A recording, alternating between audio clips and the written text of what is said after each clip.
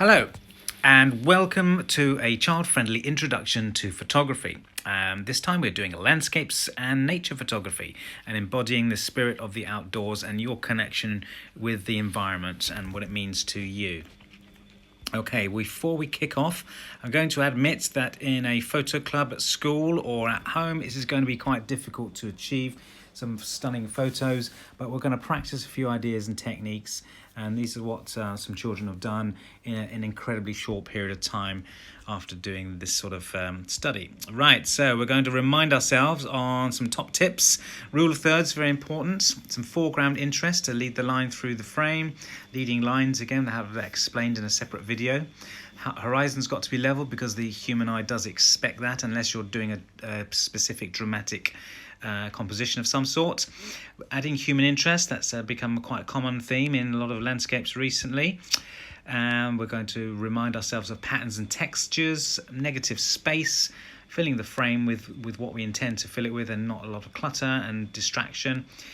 Be aware of the background. There's lots of elements in there we need to look up, and change your viewpoint, mix it up, change your angle, change your perspective, go down low, go up high if you can, take different perspectives. Okay, that's some reminders.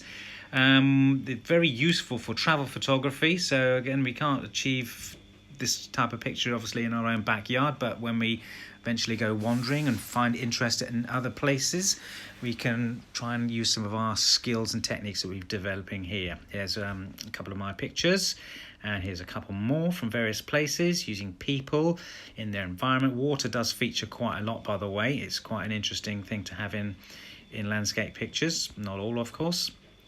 And we're looking, these are latest trends in photography. So adding human interest, which I've said a few times now, but even though you can't see who they are, you can tell that there's some sort of human story going on in the background. Okay. Also, environmental issues come up quite a lot in landscape. They get used quite a lot in internet publications and obviously news, etc.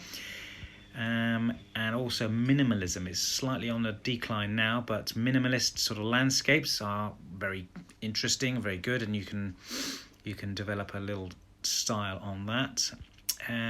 Okay, I'm going to, in my YouTube playlist, I'm going to add this onto the playlist because this explains the top tips on landscape photography extremely well and extremely briefly, and I've used it in my clubs and it's better than me doing it all over again.